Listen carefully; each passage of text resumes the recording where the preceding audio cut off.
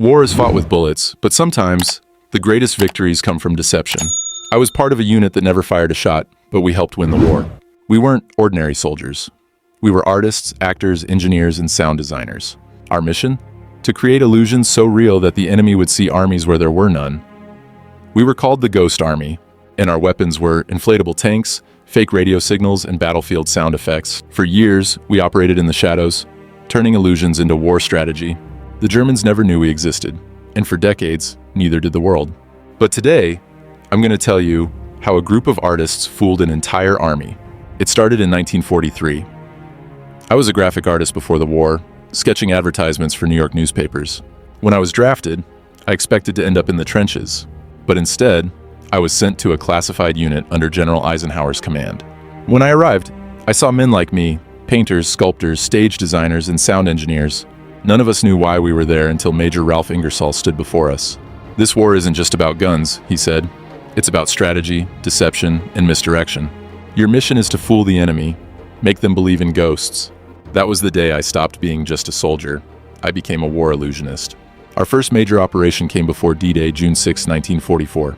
The Allies were planning the largest amphibious invasion in history, but to succeed, we had to fool the Germans into thinking the invasion was happening elsewhere. We created an entire fake army in England, complete with inflatable tanks, wooden aircraft, and empty barracks. We painted insignias on our uniforms to mimic General Patton's First U.S. Army Group, except it wasn't real. Radio operators broadcasted fake messages, and sound engineers played recordings of marching troops and tanks moving at night. German spies reported the movements, convinced that an attack was coming at Pas-de-Calais instead of Normandy. When D-Day came, the Germans had their strongest forces in the wrong place, giving the real troops a chance to land. Our deception worked, and thousands of lives were saved. But that was only the beginning. By September 1944, we had perfected our craft. Near Bedembourg, Luxembourg, we were tasked with making the Germans believe that an entire armored division was stationed there. It was cold, and the ground was wet from days of rain. We worked fast, setting up over 200 inflatable Sherman tanks and rolling them into place like balloons in a parade. Using massive loudspeakers hidden in the forest, we blasted sounds of tank engines, orders being shouted, and soldiers marching. The Germans sent scouts to observe our forces, and they bought the deception completely. They delayed their attack, giving the real Allied troops time to move into position. But then, disaster struck. A German artillery unit, believing they were facing a real American force, opened with fire.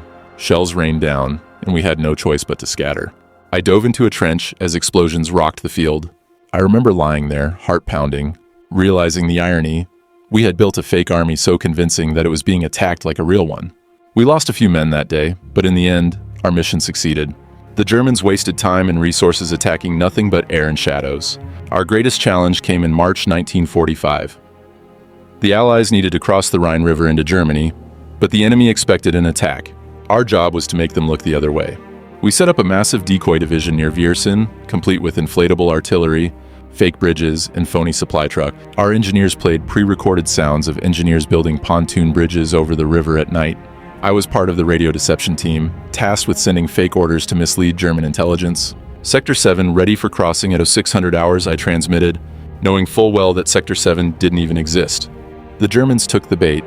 They fortified the wrong side of the river, leaving the real crossing point vulnerable. The Allies stormed across with little resistance, pushing deep into German territory. It was our greatest trick, and it worked like magic. When the war ended in May 1945, we expected medals, recognition, or at least acknowledgement of what we had done. But the Ghost Army was classified. We returned home, and our work was buried in secrecy for decades. No one knew about the men who fought without guns, the artists who saved lives through illusion. It wasn't until 1996, over 50 years later, that the world finally learned the truth. Today, I stand in front of a museum exhibit showcasing our inflatable tanks and radio deception equipment. People stare in disbelief, reading about the artists who fooled the Nazis. "We never fired a shot," I whispered to myself. But we still helped win the war.